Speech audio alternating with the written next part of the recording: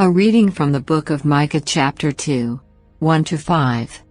Woe to those who plan iniquity, and work out evil on their couches, in the morning light they accomplish it, when it lies within their power. They covet fields, and seize them, houses, and they take them, they cheat an owner of his house, a man of his inheritance. Therefore thus says the Lord, Behold, I am planning against this race an evil, from which you shall not withdraw your necks, nor shall you walk with head high, for it will be a time of evil. On that day a satire shall be sung over you, and there shall be a plaintive chant, Our ruin is complete, our fields are portioned out among our captors, the fields of my people are measured out, and no one can get them back.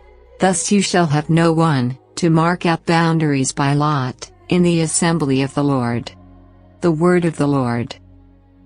From the Gospel, according to Matthew, chapter 12, 14-21.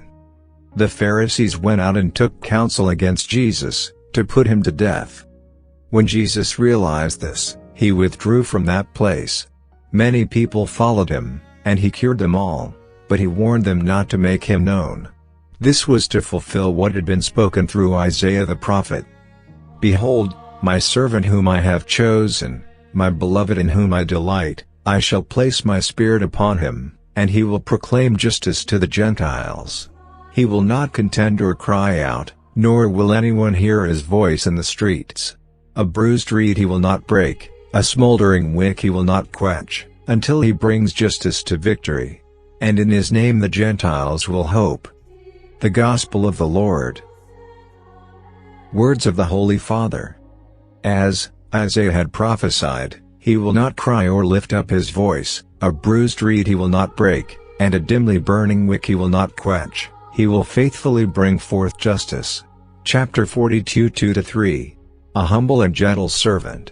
This is Jesus' way, as well as the manner of Christ's disciples' missionary work, to proclaim the gospel with gentleness, but also firmness, without shouting, without reprimanding anyone, but gently and firmly, without arrogance or imposition.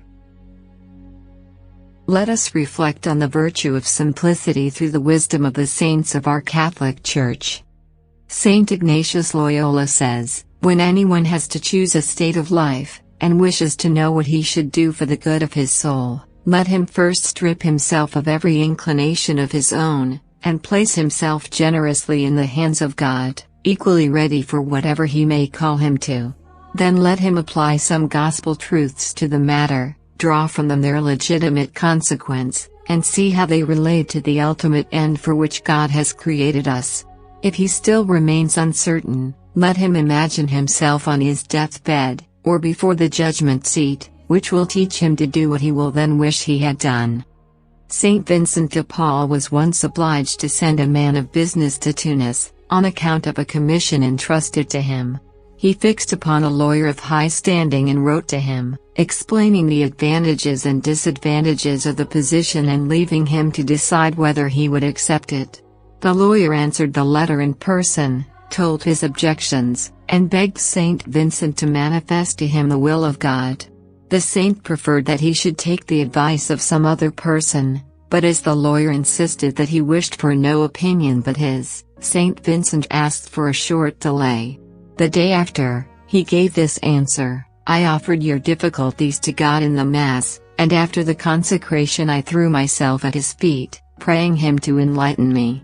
After this I considered attentively how I should wish to have advised you, if I were at the point of death, and it seemed to me that if I were about to die, I should be glad to have told you to go, and sorry to have dissuaded you from going.